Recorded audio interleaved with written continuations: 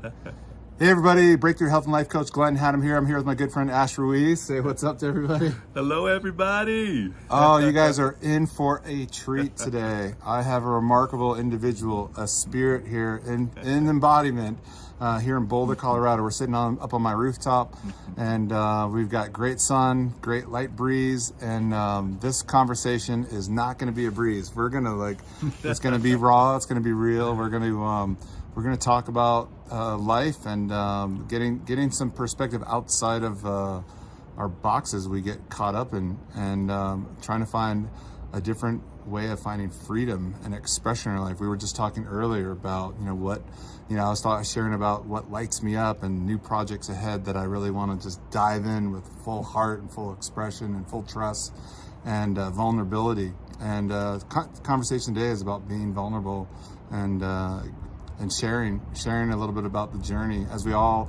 share about our unique journey, my experience has been we cast light onto other people's paths so they can do their unique thing and trust themselves.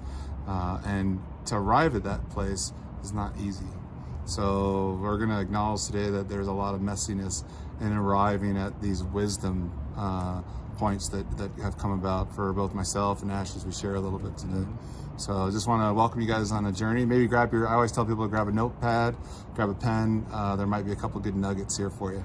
So Ash, maybe tell everyone what you're up to in the world these days and how you're kind of casting your light these days and letting Source guide you and have you share and express, because you do it in such a beautiful and vulnerable, courageous way. Thank you so very much. Well, one of my favorite things is, one of my favorite words is being available. And it's such a gift to be available to the moment, and so available to respond to whatever's arising. And so that's one of my favorite things. It's like you never know what's going to come up. Plot twist after plot twist. Oh, the amazing beloveds that are on this planet, all the different experiences, the things that we're growing through, the things that we're learning, the things that we're delighted about, the renaissance of creativity that's happening with the web. And so also, doing coaching, having these conversations, general coaching, self-realization mentorship, and also vocal coaching, which is so much fun. And also working on 3 different books right now. 3 books. Really I'm working on 1 new book right now. I know, it's like they keep going off in little directions. Like, oh, this is like a whole other book moment. Okay. Yeah. So that's been really sweet. And also new music, which I haven't put new music out as a solo artist in about 10 years. So it's been really nice working with artists and producers to, get the feel and the sound and the flavor of who I am now. Onto so you've been helping so many other artists for so long, and now you're ready to kind of bring this new part of you is calling forth. Yes, I took a break. I feel like I was kind of nonstop with music since I was 14, and I just felt like it was nice to take a break and not have to have that kind of perception on my art, my artistry or my persona or my world. And it felt really good to just be here in Boulder in the mountains for some time. Yeah, and then Ash, so when you mentioned earlier, self-realization work. Yeah. Now for us Boulder folks, we kind of I kind of get that. Yeah. Or I have an idea of my own view of that. But for other folks that are other parts of the world, self-realization, what is that? What self-realization, is that? or is it the self that's getting in the way? Okay, yeah. Really cool. So it's nice. It's kind of like the general life coaching. There's a lot that has to do with goals and with time and with personality and with authenticity, and that's all so powerful and wonderful and great. And then there are some beloveds who kind of feel like they've done all kinds of things on this planet and realized a lot of goals and lived a lot of life experience and have gone to different places and have gone to retreats, but they still feel a sense of overlooking the freedom that they are, the reality that they are, the brilliance that they are. There's a sense of, I feel free and at peace for a couple of days, and then something happens and I'm totally lose it. Yeah. And it's like wound up in the chaos. So they had a taste of an experience of their authentic self, more freedom. Yes. And then it's like, I don't know how to hold on to this thing, which maybe we're not supposed to be trying to hold on to things. But there's so much invested in our identity structure. So sometimes a lot of these self-help workshops is all just another method. I call it spiritual bypassing, but another method to cake on another layer to ourselves that's not really our truest self, but it's a way to kind of manipulate the world to survive and be more happy. And when we get in touch with ourselves, our highest self, you could say, or our real self, and what we're trying to realize, it's a totally it's very counterintuitive work. It's very contradictory to traditional teachings. So there's not real traditional stuff. This has been around for forever, actually.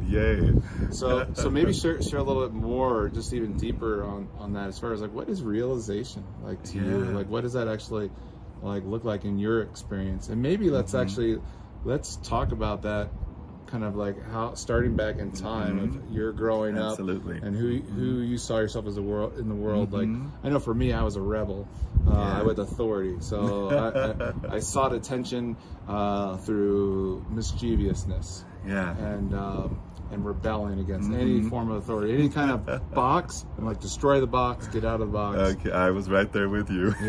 So maybe share a little bit about what kind of kid you were like growing up, and we'll come into this whole like realizing when you're dealing with conditionings around you know, I feel really grateful. I grew up with a lot of fertilizer, I can say. I love my parents, and I love the quality of their personalities and their spirit. But they also, you know, they weren't Buddhas, and they didn't have tools to work with their dysfunction and their fears and their, you know, so a lot of that discomfort got displaced. They're just doing their best, but here's the shit that they can't. Best. Oh my goodness, and uncles and aunts and, you know, everyone doing their best, but so much dysfunction, and, you know, gave me a lot of opportunities to look around and be like, I wonder if there's another way. Yeah, so it's very easy for you to question, because it was like, this is clearly, some of this is just not healthy and not right, and there's got to be something else. Right, there's got to be something else. And so I felt really grateful. I had like these moments of grace, I can say. I remember when my parents got divorced, my mother pretty much, you know, with all of her best intentions, took us away from where we were living and from my dad, like in an instant. As soon as she found something out about my dad she didn't like, you know, we were in my aunt's car driving up to North Carolina. You know, I was living in South Beach at the time, and I had all my friends and my school and my teacher and the beach, and all of a sudden, totally gone. I'm in a new place. And you look like you're in South Beach right here. Hey, I was like, it's really hot today. It's a warm day finally. Something cool. You got the Miami feel. So. Exactly, Miami. You know, you can't take the Miami out of the Miami. And so I'm terrified having to go to school in the middle of the school year as the new kid, as a little 6-year-old. And I get to the cafeteria. I didn't want no one to look at me. I got my tray of my breakfast tray. I was looking for the darkest, most obscure corner where I can just totally be by myself. I sat there, hypersensitive to any sounds, anyone looking at me, just like, no, don't talk to me. I felt like there was like this ocean of tears present, and if anyone were to say anything to me, I was just gonna break down. And so I'm sitting there, and all of a sudden I open my spork very quietly, open my cereal very quietly, and then all of a sudden I take a bite of those Frosted Flakes, and that was a loud ass crunch in my head. It was like thunder. It was so loud. My little 6-year-old mind, you know, just imagined that everyone stopped what they were doing to stare at me, and in an instant I had this full-on experience where I imagined them listening so intently that their ears popped off of their heads. And then as a little kid, I imagined all the ears flying around the cafeteria, every shape, every size, with little wings on them, flying around the cafeteria, and then somehow these ears knew that they needed to rush to the center. And then the moment that all these ears rushed to the center, there was this like burst of light, and and one giant ear was formed. And the moment that there was this one giant ear, the big ears, I would call it as a kid, there was like this softening in my perception, and I was no longer, the way that I can explain it now, I was no longer experiencing my life, my identity, the cafeteria, through the lens of my 6-year-old little brain. there was just this vast expanse of open peace and brightness and okayness, and the way my little 6-year-old brain tried to interpret that was, oh, every ear together makes God's ear, every hand together makes God's hand, every foot, every person together is God. This is essentially God experiencing itself, and that was a huge gift with all the dysfunction and all the screaming and all the, you know, whenever there was a moment that I felt like I was drowning in the pain and the sadness and the fear, I could always look and see, is the big ear here? And so it kind of like this meditation practice started happening without me knowing anything about meditation. And I could always just stop and listen, and it was like this meditation of just listening so deeply and allowing whatever that was there to just be heard. And then in that listening, there was always a moment where the listening, the listener, and that which I was listening to dissolved, and it was just this peace present. And that was really cool to rely on, especially being a kid that loved music. Yeah, having such a potent imagination at that age, to that, using your imagination to drive yourself into a realization of how things really are and being filled up.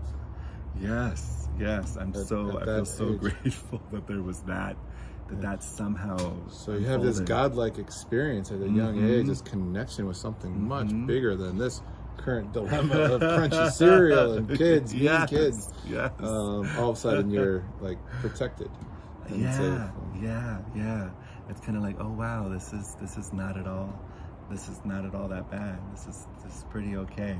Yeah, and so you've got this you know, this isn't a normal 6-year-old. This is something that, you know, the impact is, you know, my hearing this story is like, oh, you guys were when you're 6 years old. Did I have an imagination like that? Even close to that? But there's such an adult maturity that was brought in of like this like old soul to come in and like and guide, like, don't worry about it. Right. And so what happens next with that? Like in the story of your life, like what happens next with the 6-year-old who's tapped into something that I'm sure all the other kids, you know, they're probably crunching their cereal going, oh gosh, I hope no one else. You know, they're having their own trauma still going. Yes. Yeah, I mean, I feel like because music was such a huge part, and I always felt that, you know, that music was a part of who I was. You know, whenever anyone asked me, when did you start singing or when did you start dancing, it was just like, that's just how this love came onto this planet. Just naturally how I love to communicate and celebrate and express myself. But I think because of that, and having that big ear experience that has to do with listening, there was, you know, a lot of support and encouragement to kind of cultivate that peace, that depth, that at the time I just called it God's love, and it was like, oh wow, God's love is totally here. I remember, you know, as a little 6-year-old, also Lil Queen, you know, which was so fun. My favorite album was Aretha Franklin's gospel album. And so I would listen to that album over and over again. Have my parents, you know how like kids want to watch like Moana over and over again, or The Little Mermaid. I was like, play Aretha Franklin, play Aretha Franklin. And one day I was visiting my grandmother, and back in Florida now, visiting my grandmother around 6, 7, playing with my G.I. Joes and my He-Mans, and then I'm singing as I'm playing. I'm singing like, Amazing Grace, how sweet the sound, like just playing and singing. And my grandmother's neighbor heard me, and she was like, who's singing? And so she was going to an all-black Baptist church in a house in a neighborhood not too far from ours, and was like, can you come and sing that at our church? Oh, wow.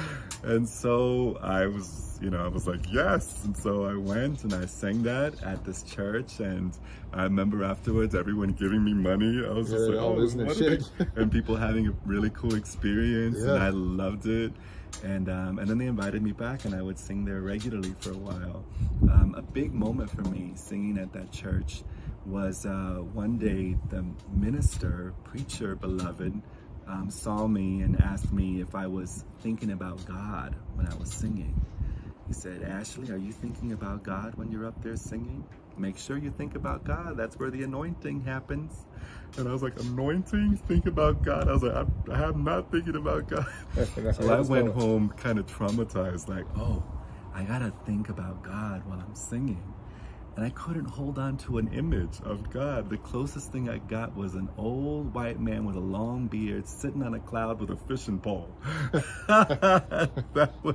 You try to bring this in? Yes. And so then next week, when it was my turn to do a solo, I was totally in my head, trying to think.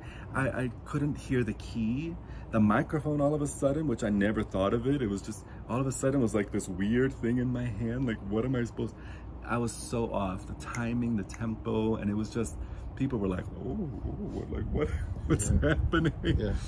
My choir director, thank goodness, she came up to me afterwards and said, you know, "What's wrong? Are you okay? What's going on?" And I was just like, I was trying to think about God, and I'm sorry I couldn't think about God. And she said, "Child," she said, "you don't need to think about God." And then she pointed to, we were at a rehearsal, and she pointed to the guitar, and she said, "Look at that guitar. Is the guitar thinking about the guitarist to be an instrument right now?" I was like, "No." "Is the piano thinking about the piano player? Are the drums thinking about the drummer?" I was like, she was like, "You don't need to think about God. You allow yourself to be available and to be present, and you can't help but be an instrument of praise." And so got that block right out of the way. I heard that. Landed. I landed. I took that in. And yeah, so you've got these great teachers. I mean, I think I remember, it was a couple years ago, Aretha Franklin had a documentary. I think they had done those incredible, I think it was all her church singing. I think it was they finally released it. That was the album that I loved, but they didn't release the video footage till like 30 years later. It's so good. It's amazing. I watched that. I watched that. I think it was on Netflix or something. Yes, so how old were you then? And when this was experienced? Around 7 years old. Okay, we're at 7 now. So we're gonna go to 8. We're gonna go to 8. Hang in there, everybody. It gets good here, because wait to hear what this teenager starts doing. I mean, 8 is infinity. So right. 8 is infinity. Well, what would you like to skip ahead to? Because I think people, our audience, knows you of who and what you're doing in the world now. But some people might remember you, my generation, from Saturday morning cartoons. I'm very hungry, con mucho hambre. Oh man, I bought a lot of probably colorful cold cereal, probably related to you guys. Probably. So this cat here, I shit you not, one of the original Menudo gang, right? Well, I was in Menudo. I wasn't the original. But it was one of the iterations. But yes. The original started in 1977. So, I was just a year old. Well, clearly at 6 you would have been fine. Okay. So one of the iterations. But like how does someone go from, all right, I'm just gonna play my instrument, it's my voice, I got this beautiful voice, and I'm charming everybody, but how do you end up in that as like a global superstar traveling? Like this is before like Backstreet Boys and NSYNC, and I'm trying to remember some of the other Can You Hear the Rain, whatever, all the other groups. Menudo was, when I was a kid, like Saturday mornings, it was cartoons and like Menudo on ABC or something. Right. There was an ABC show. So crazy. So, always loving music. I didn't really listen to Menudo. I knew of Menudo, especially being Latin. But I was listening to Stevie Wonder and Otis Redding, and I saw Stevie and Wonder. Whitney Houston. I saw Stevie Wonder at a concert only a few years ago, and he still rips it. Oh my gosh, he's amazing. What a force. One of my favorite vocalists and songwriters. And so, and it was really interesting because I feel like it was an answered prayer. When I was 12, my dad was diagnosed with AIDS, and that was a huge moment for the whole family. my father, he never came out of the closet. He lived a double life, and he had a lot of shame, a lot of you know, fear, and so You know, a lot of people that take that in their adulthood. right, yeah, especially back then. And so this is in 1987, and I guess in one of his moments,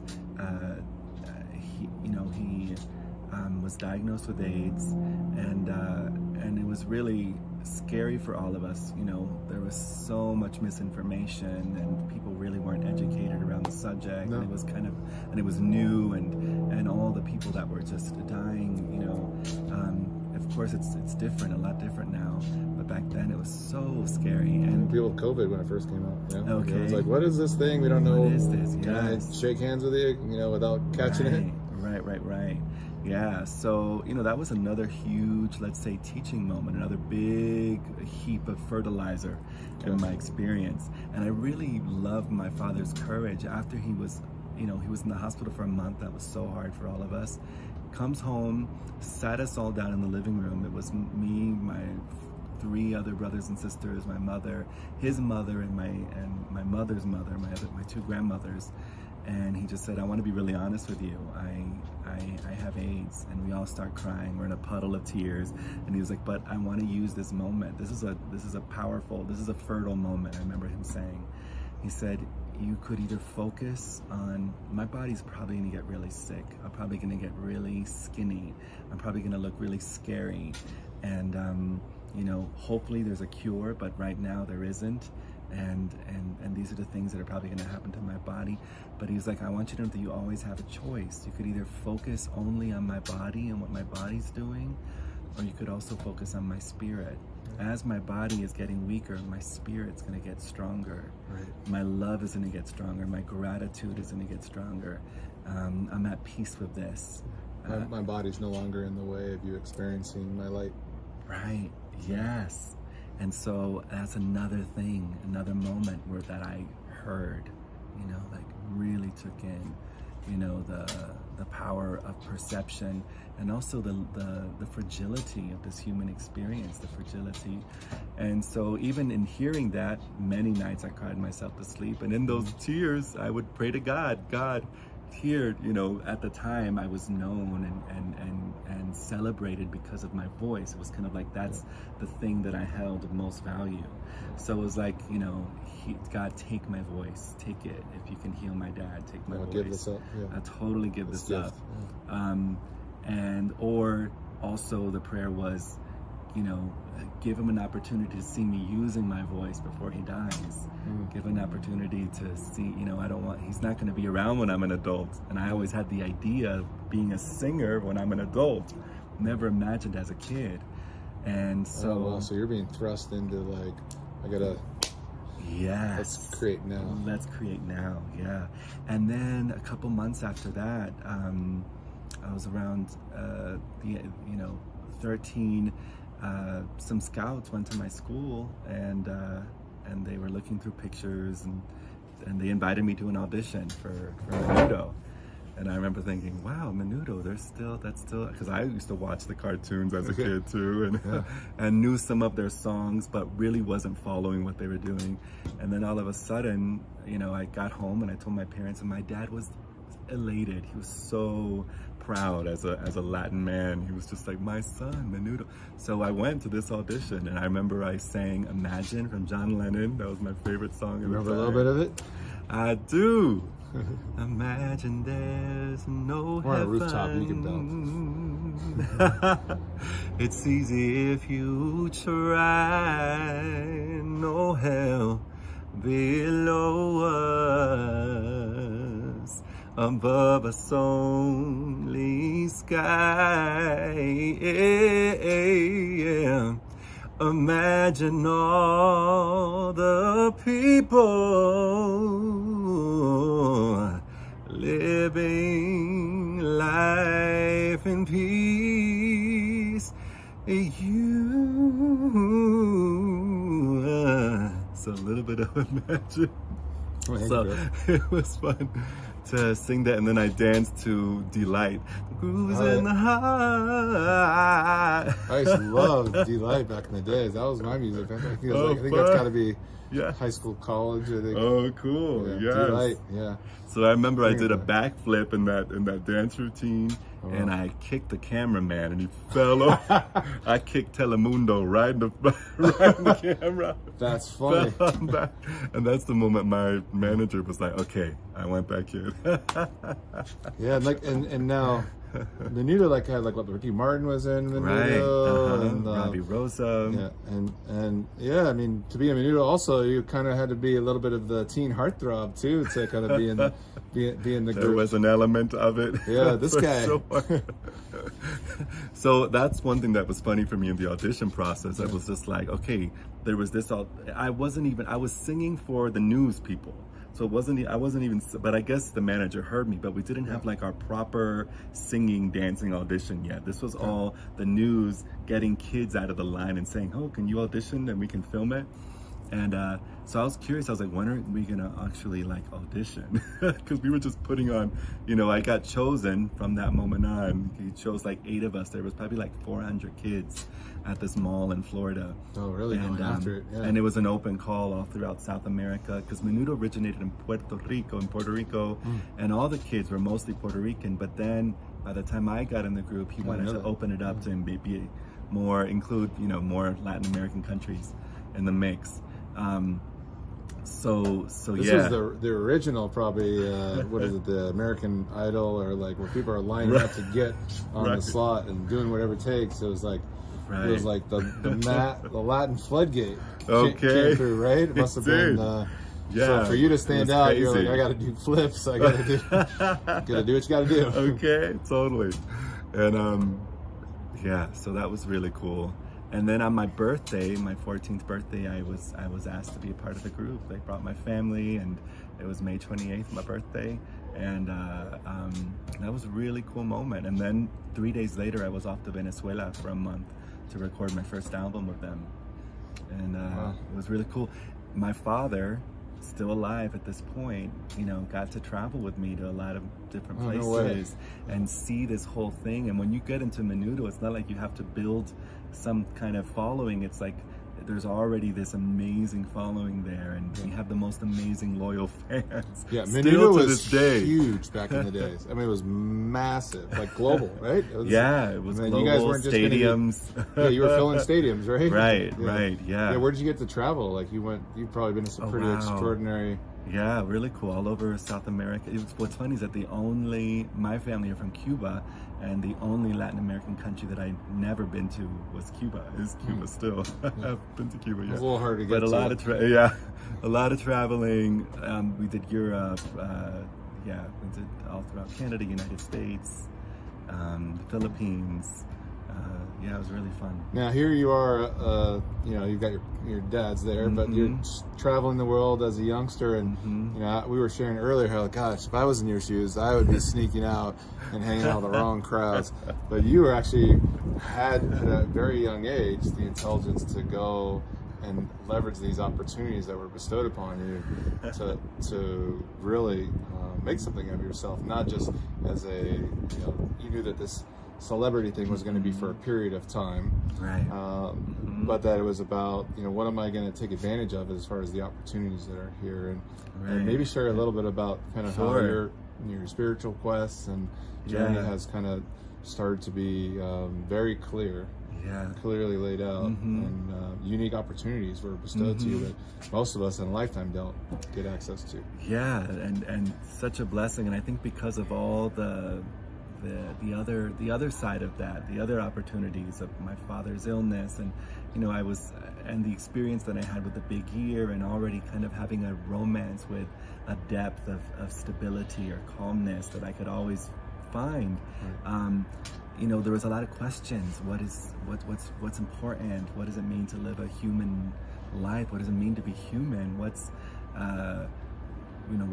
death, and what's energy, and what's important, and then another huge question was looking around. One of the powerful things about being in Menudo is that you have access to so much you know, privilege and abundance, and then the fame, and but still looking around and seeing adults with all the apparent ingredients to live a happy life, and seeing them not happy, you know, treating waiters like shit. And I was, you know, the question, how do I not end up like these beloveds? How do I not know what there's something here that we're missing, something here that we're overlooking, something here that we're not noticing.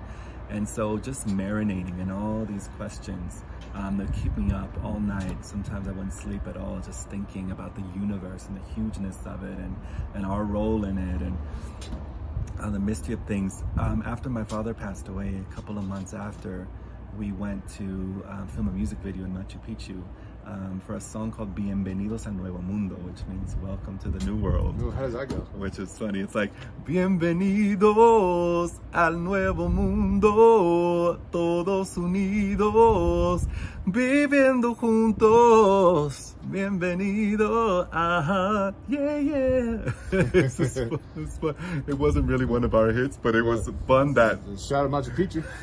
Yeah, shout out Machu Picchu. And it was a different theme than what we usually sung about. This is kind of like a Spanish Imagine type song, you know? More social justice. And so that was cool that we were going to record and do the video in Machu Picchu for this song. And I just remember we were flying in a helicopter to go to Machu Picchu and through the Andes, and you know, I had all these thoughts in my head, and I was just like, okay, this is an amazing experience. Let me rest in the big ear for a moment. Let me just be in the listening. Let me just dissolve into the listening, so I could be available for this experience and really be present with it. And so that was really cool to get there. As soon as the helicopter landed and I stepped off the helicopter, there was this shift in perception, kind of like when I was 6 and I was no longer experiencing the world through the lens of my 6-year-old self. It's like there was an opening and I was no longer experiencing life through the lens of of who I thought I was. There was just this pure, uninterrupted, unshakable vastness. And then because we were filming a music video, and I had, you know, there was all the production crew there and the makeup artists, and I'm having this like looking and seeing, oh wow, there's no such thing as an independent nature. There's no such thing as, it's like, it was also a sense of, I thought that I was here and the world was there. Right, that versus I was this web. Yeah, versus a web. And then also from that moment, it was like, oh no, there's nothing but intimacy. This world is happening in my heart. Anyone I'll ever meet is a citizen of my own love, you know, and that was cool because a softening started to happen because a callus started to form after being in the music business for all those years. Right. You know, there was a mistrust. There was a fear that you know, I would always have to play a role to be accepted. There was this fear that some kind of value. Yes.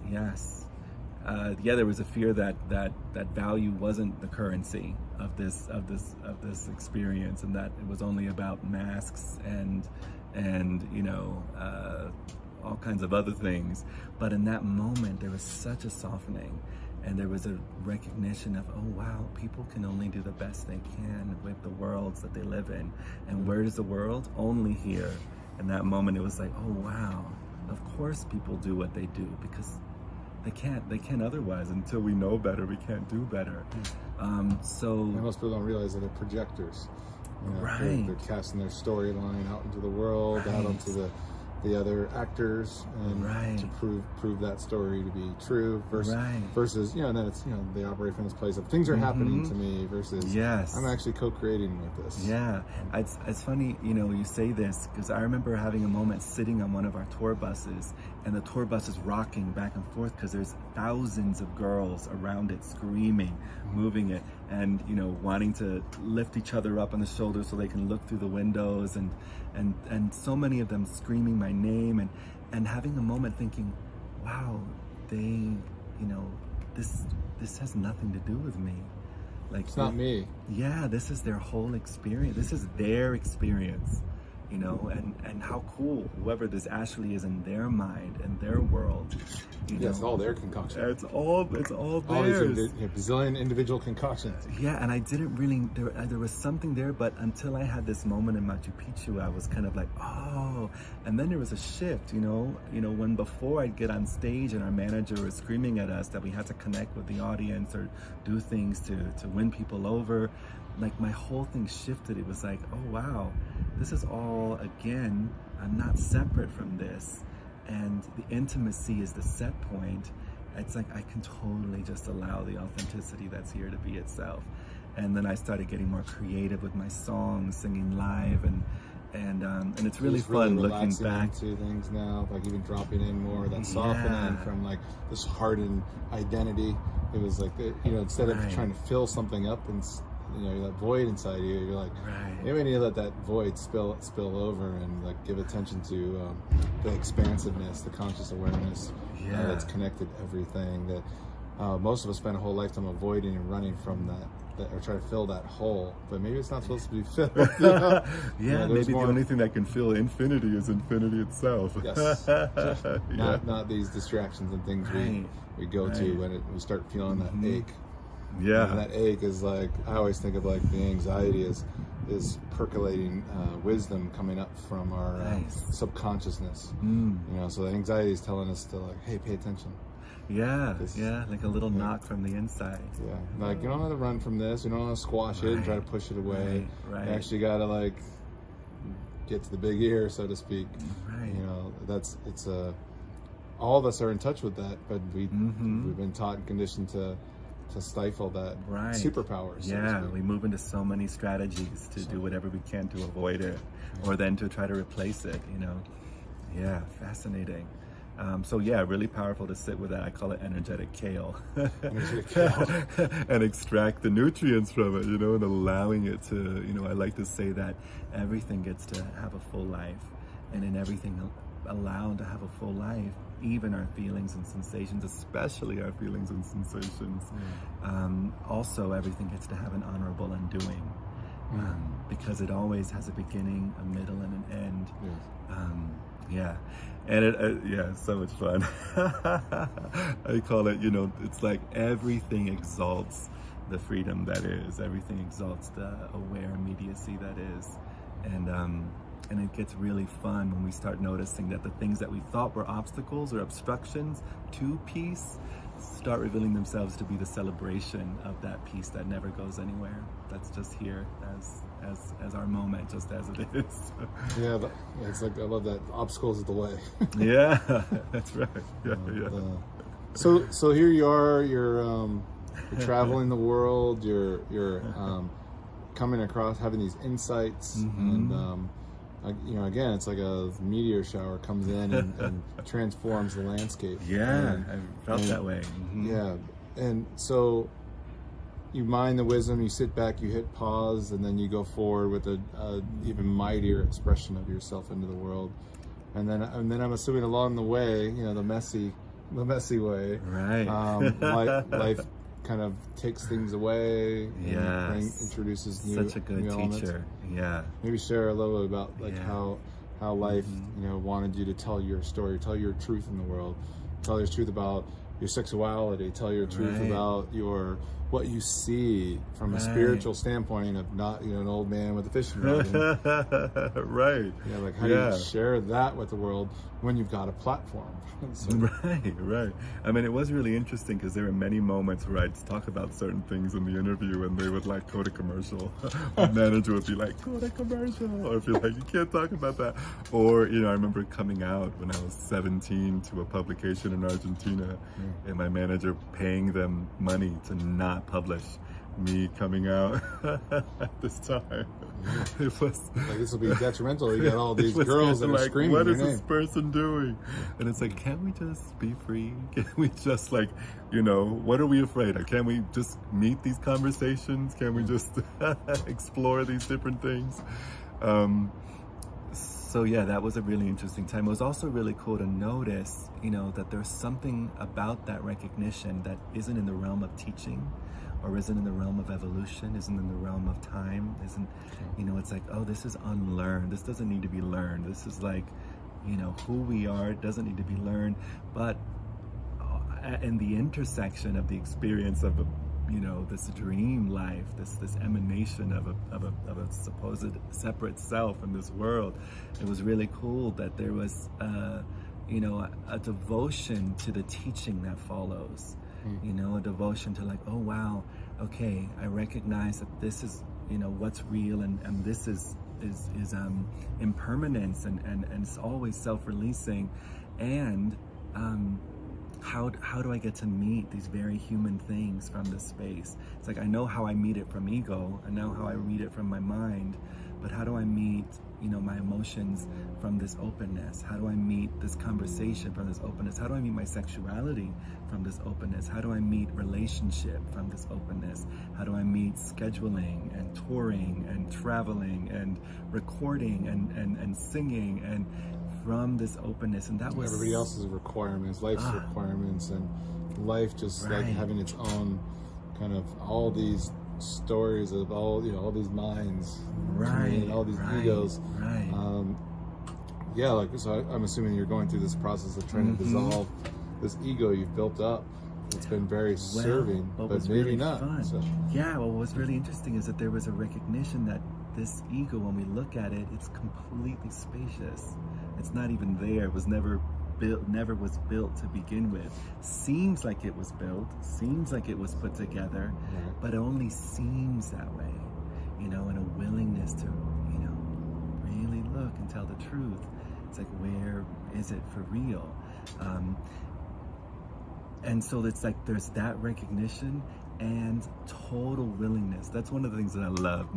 My favorite words are available, because it's like, you know, we get to be available, you know, when we're not constantly trying to sort out our positive and negative and neutral experiences, labeling things and trying to fix ourselves and push down our emotions and bypass and medicate or meditate, which again, all of that can totally have its place, right? It's like, you know, all is necessary until it's not, and everyone's unique in their path.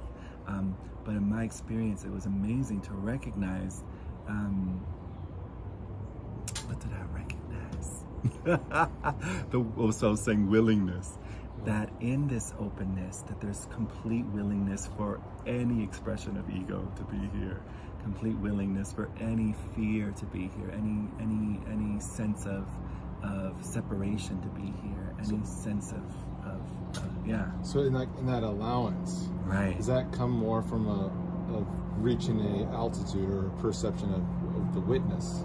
The sea of the soul, the aspect of yourself that is the observer, that is untouchable, unharmful. You know, it's like I can just allow life to like be and move through me, and I can watch and observe these things with a form of detached compassion, with a form of care for things. But hey everybody, we're back. We had a little technical difficulty. We switched with the whole other part burned down, so I shouldn't joke around about that with the fires here. Yeah, there's been a lot of things burned down, a lot of homes have burned down, and yeah, even like neighborhood near where you guys are at. Right. You guys are pretty close to it. Yeah. Surreal. Very surreal. And you know, the conversation we're having today, you probably heard him say the word beloveds a lot. And you know, my dog's name is Tavi, which means beloved, coincidentally. And what does beloved like mean to you from like your life experience? Because you use it as a form of engaging with others and connecting. And you know, I often experienced when I was backpacking through Southeast Asia, spending time in monastery. There was a language there, you know, like we're all good friends. I love that. We're all, you know, without our identity brought to that context, just like we are, you know, we are one, so to speak. Right. Yeah. And so, what is beloved really? You know, when you use it, you often use it. I do, yeah. And just saying the word people sounds weird to me. It sounds off. Yes. It just doesn't sound honest. Probably like a Japanese culture saying I. You know, okay. Yeah, so kind of like, you know, where I talked about in that moment in Machu Picchu at 16, that where it's like, oh wow, this world is happening in my heart. You know, it's like intimacy is the set point, and everyone is my beloved.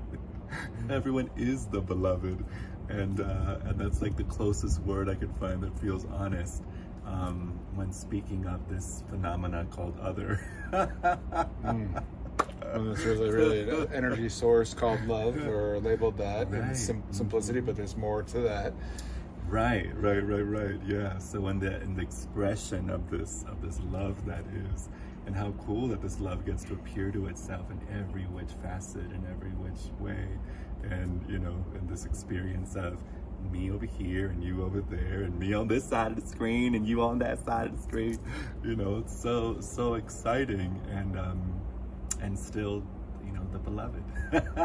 Yeah, and you seem to use this as a very guiding way for yourself. Your nature is, my experience of you is always laughing, always giggling, always full of love. I mean, always full of presence, and just, you know, there's not a trying, but you're not caught up in you.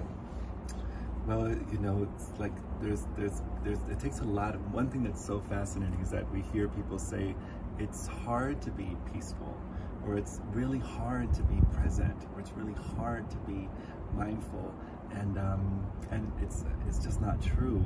What is hard is to hold the story together. What is hard is to hold an identity together. What is hard is to constantly be trying to change something and alter something and regulate something.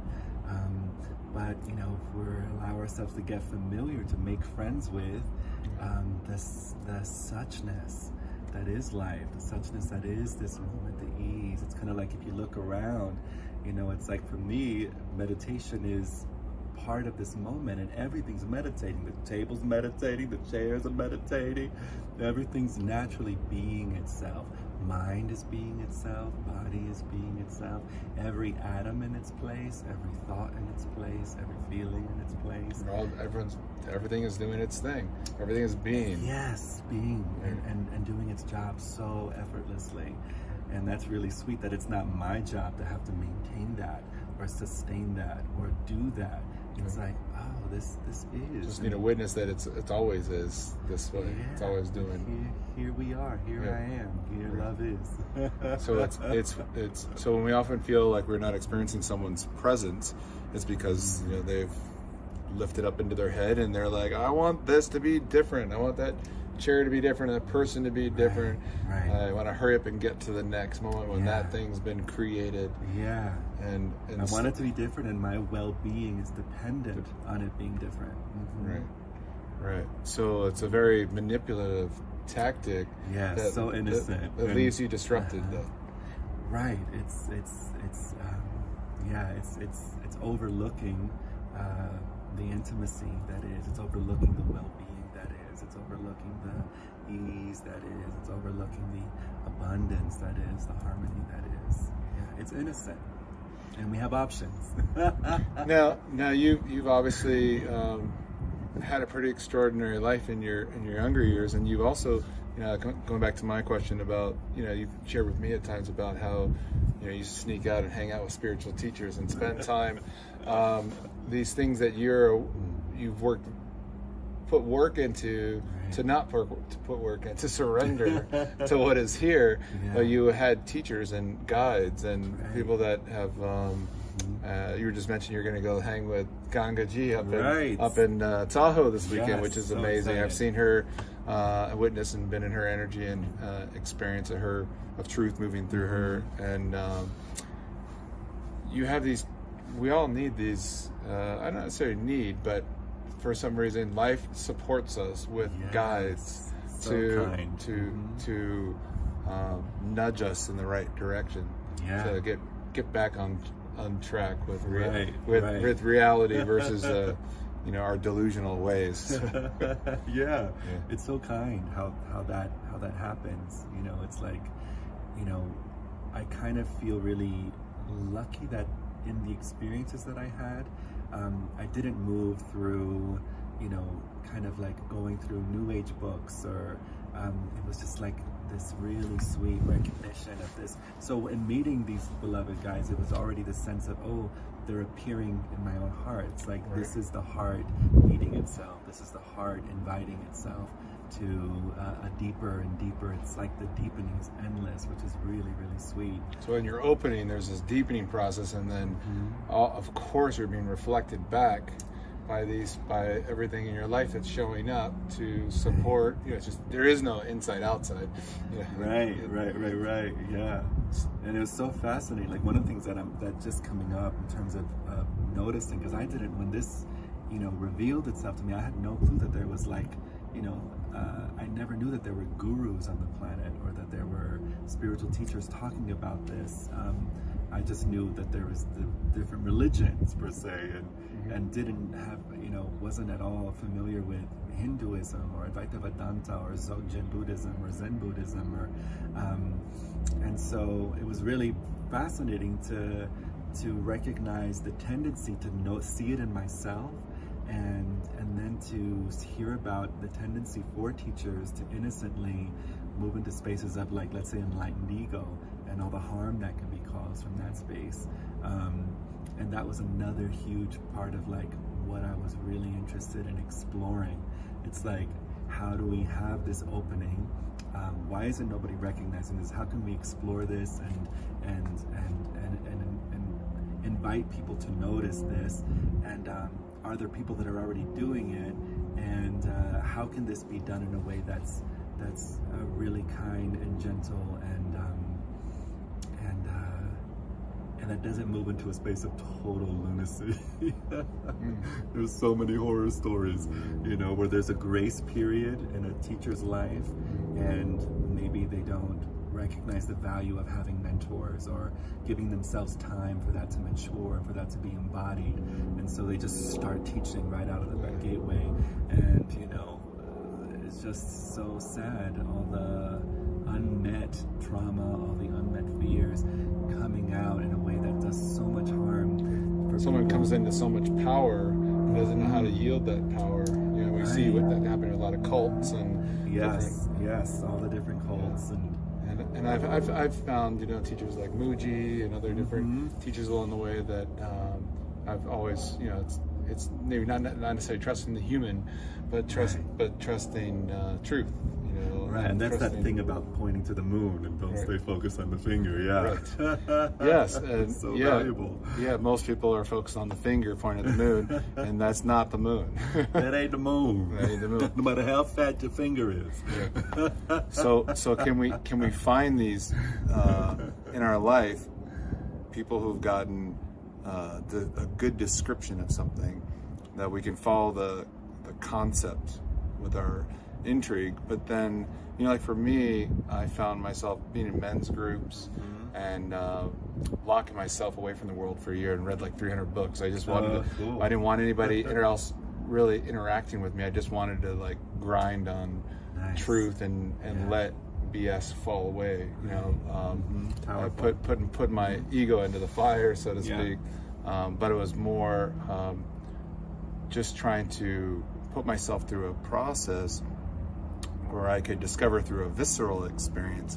And then I actually, you know, I've kept quiet for a number of years, but I did some medicine journeys, and I can speak to, you know, a variety of different ones. And I came from a very conservative, you know, athlete, health conscious background. You know, drank a little bit in college when I went to San Diego State, and then I go run on the beach in the morning when everybody else was, you know, still sleeping in. I'd go sweat it off and start the day. And so I've always been kind of like, I don't do drugs, and I don't mess around with these things. But I tell you what, some of these medicines, they call it, have helped me, because you can't, some of these things you can only get so far intellectually.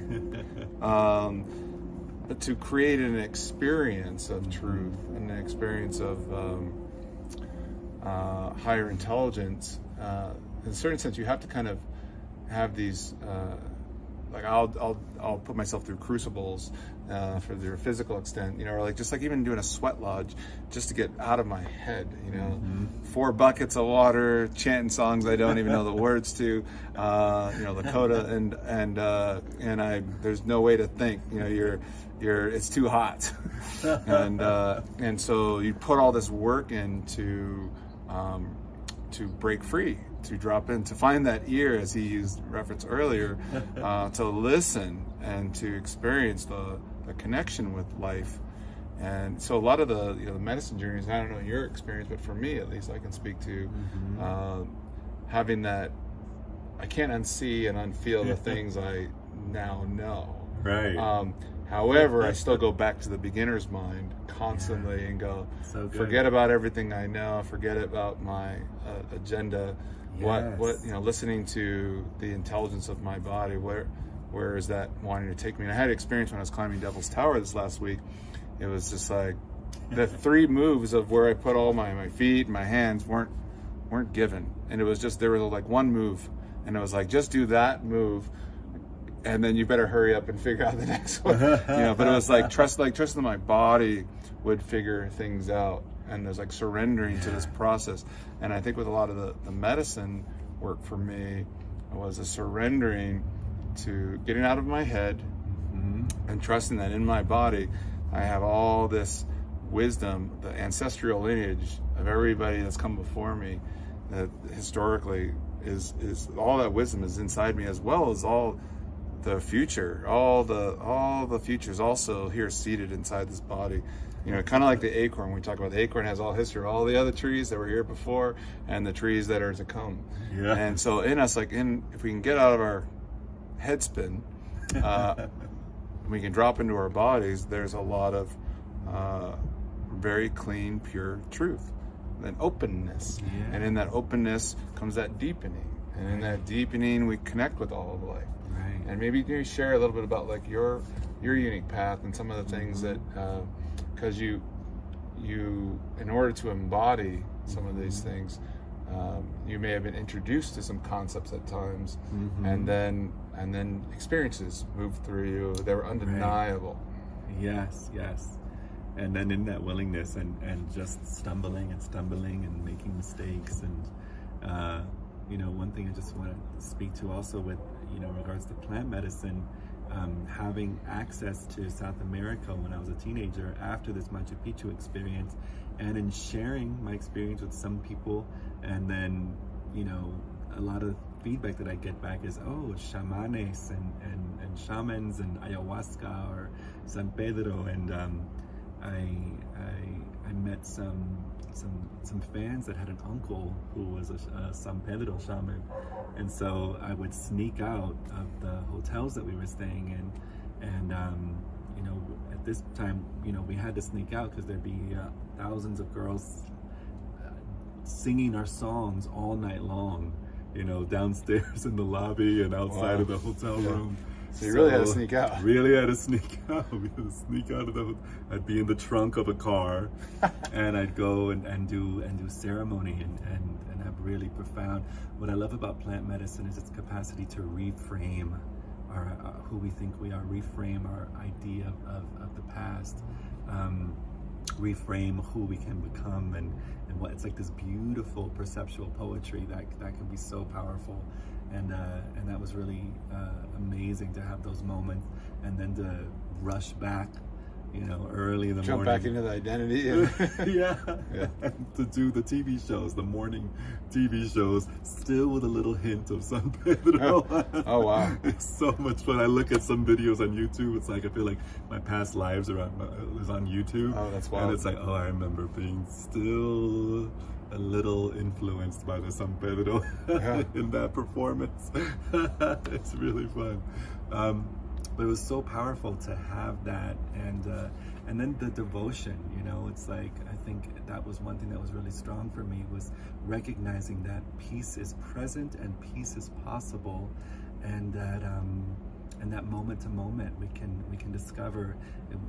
You know, it was more so for me getting familiar with the piece that already is, as opposed to trying to make peace. I learned early on, the more I tried to make peace, the bigger the bitch I was. The more I tried to make kindness, the more fake I was. The more I tried to make love, the more I tried to be authentic, the more off I was. It's like performing, living, engaging, relating. It was really nice to... So how do you not perform as a performer? That's so good, yeah. So it's so fun. We have these words like performer, but in my experience, it's just being myself. But there's lights, and there's a place, and there's other people, but you know, but that's, if you were to see me in my bedroom in the morning, singing and dancing, and there's nobody there. It's just another way of communicating, another way of celebrating, you know, this precious moment. Gosh, we have no clue what's gonna happen in the next moment. If there was ever a moment to fucking celebrate, it's this one right now. So if someone wanted to get a hold of you, Ruiz, and like, I know you're a remarkable teacher on so many levels with so many different facets, you know, from helping someone really come into their truth and express authentically, whether that's getting your voice and singing, or being coached to just, again, come into your own realization with your unique expression, and your unique experience of freedom in your life and abundance.